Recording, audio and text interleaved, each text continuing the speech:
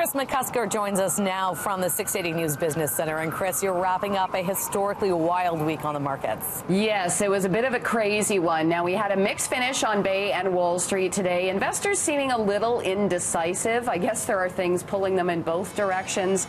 U.S. markets, though, did see their first winning week in December.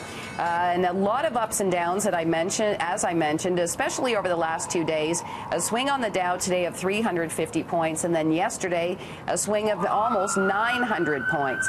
Now, there's just one trading day left in the year. Looks like it will be a money-losing year on North American markets.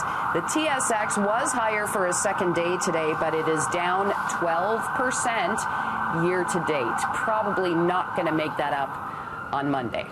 All right, and there's plenty of takeover talk surrounding one of Canada's largest cannabis producers. What's going on there? Yes, very interesting. We're talking about Aphria, and the takeover offer is coming from a U.S.-based company called Green Growth Brands, which is actually smaller than Aphria, and stock in Aphria on Bay Street surged by 12% today. In the U.S., the stock got a downgrade at GMP, but still jumped by 12%.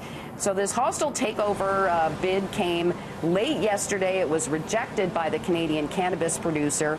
The deal is valued at $2.8 billion. Aphria, though, says that it undervalues the company, although this mini drama is probably not over yet.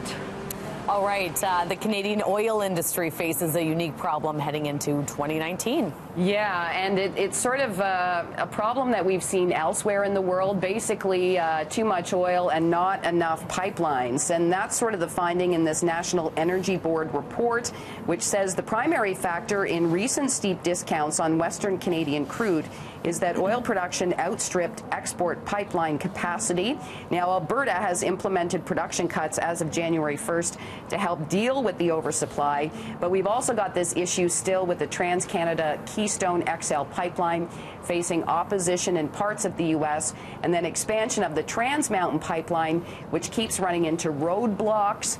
Now, as far as gas prices go, likely volatility, at least in the early going in 2019. One expert says we should really be enjoying these lower prices now while we can.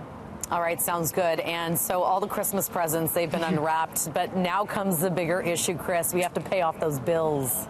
Yes, and this is the #1 financial priority for many Canadians, according to a new CIBC poll. In fact, it's been the #1 priority for the last 9 years in this poll. It's good that people recognize this because we are one of the most indebted nations. And it is worth noting that almost a third of those asked say that they've taken on more debt in the past 12 months because of day-to-day expenses. Keeping up with bills, #2 on the priority list. Growing wealth, #3. Saving for a vacation, #4. And then, yikes, saving for retirement, #5. Yeah, we got to fit that in there somewhere, don't we? Yeah, it should be a little higher, but a little higher on the list. Yeah. All right, Kris, have a great weekend. Happy New Year to you. Happy New Year to you and everyone at City.